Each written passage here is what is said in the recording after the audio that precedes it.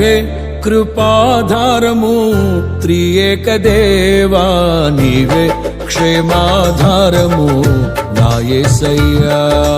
నీవే కృపాధారము త్రియేక దేవా, నీవే క్షేమాధారము నా యేసయ్యా. నూతన బలమును నవనూతన కృపను, నూతన బలమును నవనూతన కృపను నేటి వరకు దయచేయుచున్నావు.